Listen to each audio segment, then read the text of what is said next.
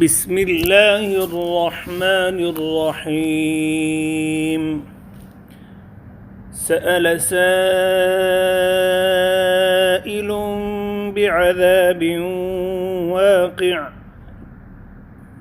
للكافرين ليس له دافع من الله ذي المعارج. تعرج الملائكة والروح إليه في يوم كان مقداره 50,000 سنة فاصبر صبرا جميلا إنهم يرونه بعيدا ونراه قريبا يوم تكون السماء كالمهل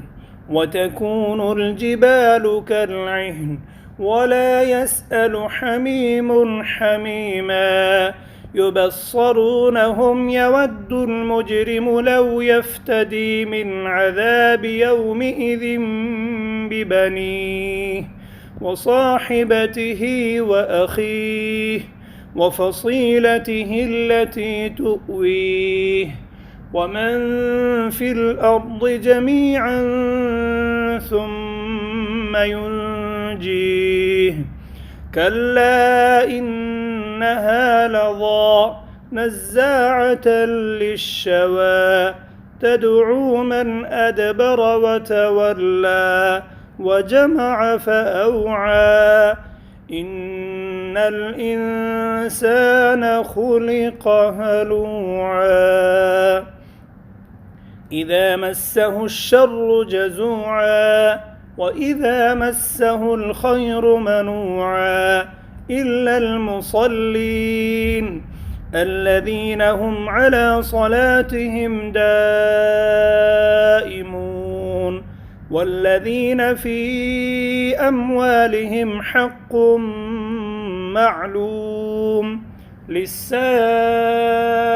والمحروم والذين يصدقون بيوم الدين والذين هم من عذاب ربهم مشفقون إن عذاب ربهم غير مأمون والذين هم لفروجهم حافظون إلا على أزواجهم أو ما ملكت أيمانهم فإنهم غير ملومين فمن ابتغى وراء ذلك فأولئك هم العادون والذين هم لأماناتهم وعهدهم راعون والذين هم بشهاداتهم قائمون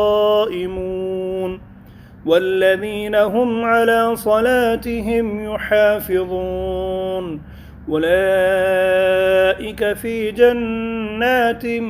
مكرمون فما للذين كفروا قبلك مهطعين عن اليمين وعن الشمال عزين أيطمع كل امرئ منهم أن يدخل جنة نعيم كلا إنا خلقناهم مما يعلمون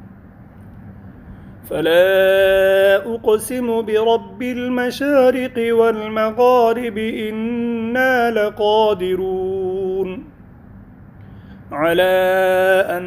نبدل خيرا منهم وما نحن بمسبوقين فذرهم يخوضوا ويلعبوا حتى يلاقوا يومهم الذي يوعدون يوم يخرجون من الأجداث سراعا